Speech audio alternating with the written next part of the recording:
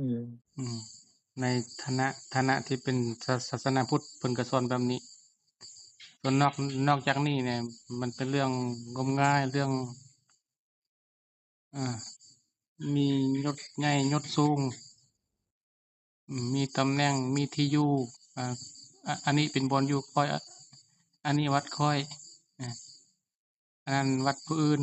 อ่าอันนั้นวัดไทยอันนั้นประเทศไทยในไทยอืมีเจ้ามคุณเจ้านายมีไปคือสิยากคือสิลำบาก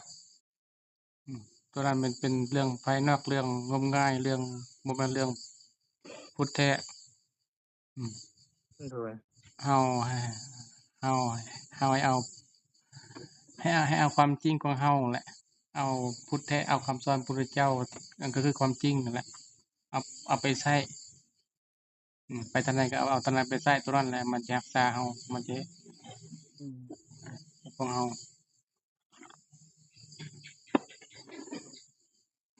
อ๋อเพิ่นก็บ่ได้มีเรือนมีศาลหยังพวกนั้นก็บ่ได้มีเรือนมีศาลหยัง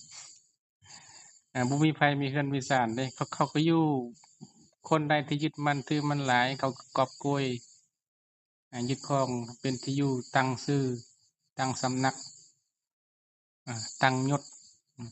ตั้งยศไว้แล้วก็แบกยศแบกสำนักแบกเงินแบกคำไว้ผู้ใดที่ยึดมั่นถือมั่นส่วนเฮาบ่มีเรือนบ่มีศาลบ่มียศบ่มีตำแหน่งอยู่ตามสภาวะนั่นแหละอยู่ตามความเป็นจริงเอิ้น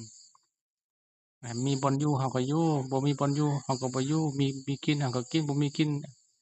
เฮาก็บ่กินเออถึงเวลาเจ็บก็เจ็บถึงเวลาป่วยก็ป่วยบ่ป่วยก็บ่ป่วยถึงเวลาตายก็คือตายเออบ่มีไผบ่ได้ห้ามหยังเดะเฮาก็อยู่ตามโลกพระพุทธเจ้าเพิ่นโดยก็อยู่ตามโลกอืมอยู่ตามความเป็นจริงบ่ได้ยึดครองว่าอาข้อยตำแหน่งสูงข้อยมีอาณาเขตอาชื่อนี้ใหญ่โตแบบนี้ข้อยเป็นศาสดาบ่ข้อยเป็นผู้ใหญ่ผู้โตบ่เพิ่นก็บ่บ่ได้บอกว่าเพิ่นเป็นเพิ่นบ่ได้เป็นหยังอาเขามาตั้งเขาหักมาบูชาเขาหักมาเคารพมันก็เรื่องของเขาเพิ่นก็อยู่เฉพาะเพิ่นย่างเดินนั่งนอนกินข้าวแล้วก็อยู่ตามหน้าที่ของเพิ่นมีอืมมันมีเฮ็ดก็ต้องได้เฮ็ดบ่มีเฮ็ดเพิ่นก็บ่เฮ็ดอืมตัวนี้ตัวนี้คือเอิ้นว่าอยู่โดยความเป็นจริงอยู่ตามหลักความเป็นจริงอืมลูกพระพุทธเจ้าหรือว่าลูกศิษย์เพิ่นก็เฮ็ดแบบนี้ประพฤติมาแบบนี้อืมมีหลักธรรมแบบนี้ประจำใจแบบนี้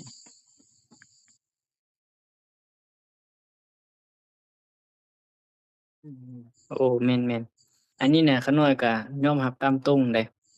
แต่กี้ขาน้อยน่ะตอนยังบ่ได้โทรหาอาจารย์ไส้ขาน้อยทุกข์ปัญหานี้น่ะทุกข์หลายแล้วขาน้อยมาคิดใส่ความเป็นจริงว่าอาจารย์ไส้ว่าให้อยู่กับความเป็นจริงแล้วก็บ่ว่าจะอยู่ไสก็ตามถ้าเรายังมีลมหายใจอยู่กับลมหายใจอยู่แล้วแหละเราจะมีสติตั้งมั่นและเราก็ยึดมั่นในความจริงเว้าตามความเป็นจริงไผสิว่าจั่งใดก็ตามแต่เรายึดมั่นในความจริงแล้วเราจะ ความจริงจะบ่พาเราไปตกต่ำหั้นนะอาอุปสรรคคือเขาน้อยได้เว้าตลอดแหละอืมอุปสรรคก็เป็นของธรรมดาจะเป็นคนดีปานใดอืมก็ต้องเจอความทุกข์นั่นแหละจะเป็นคนจริงปานใดก็ต้องเจอความทุกข์มันก็เป็นฮอดพระพุทธเจ้าก็ยังเจอปัญหาบ่อืมเจอปัญหาเจอความท้าทาย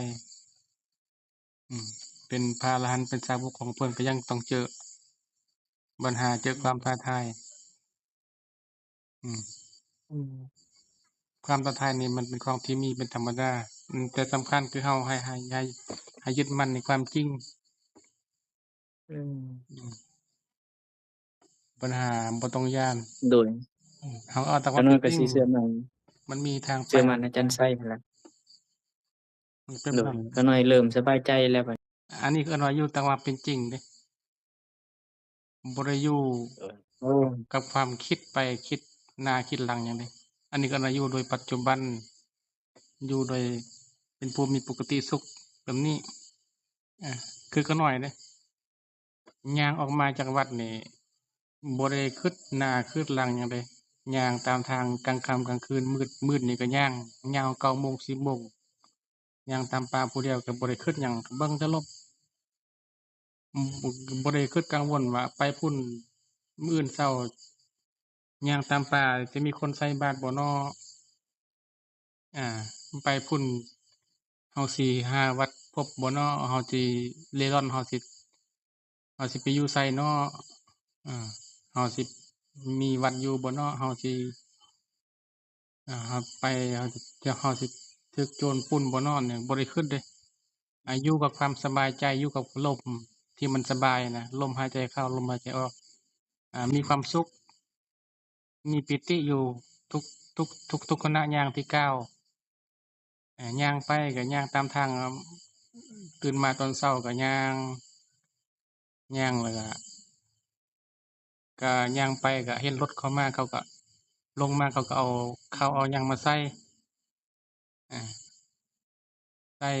แล้วเริ่มหิวแล้วมีอาหารให้กินเขาก็กินกินอิ่มแล้วก็เบิดแล้วมีแรงแล้วก็ย่างต่อแล้วก็มื้ออื่นก็เฮ็ดแบบเก่าแหละฮอดกลางคืนมาเมื่อยๆแล้วฮอดบ่อนพักแล้วก็พักมีฮอดบ่อนพักแล้วก็พักบ่ได้คิดว่าสิพักหั้นพักนี้อันนี้เอิ้นว่าเฮาอยู่โดยปัจจุบันพุทธเจ้าเพิ่นก็อยากให้อยู่แบบนี้เฮาก็อยู่แบบนี้คนน้อยก็อยู่แบบนี้อยู่ตามความเป็นจริงอยู่ตามโลกเฮาเลือกบ่ได้เฮาเลือกมันบ่ได้เฮาเลือกบ่ได้เมื่อเฮาเกิดมาเฮาเลือกบ่ได้ว่าเฮาสิอยู่ไสเป็นไปแนวใดมันก็แล้วแต่เรื่องตามแล้วแหละหน้าที่นี้เฮามีหน้าที่เฮาก็มีแต่ยอมรับแล้วก็อยู่ตามเรื่องตามราวตามเรื่องราวแล้วก็สบายในปัจจุบันเฮาเวลาตายก็ตายแบบสบายก็จบบ่ได้มีหยังหลายในชีวิตมันก็มี โอ้ ส่ำนี้ โอ้ โอ้ สาธุแล้ว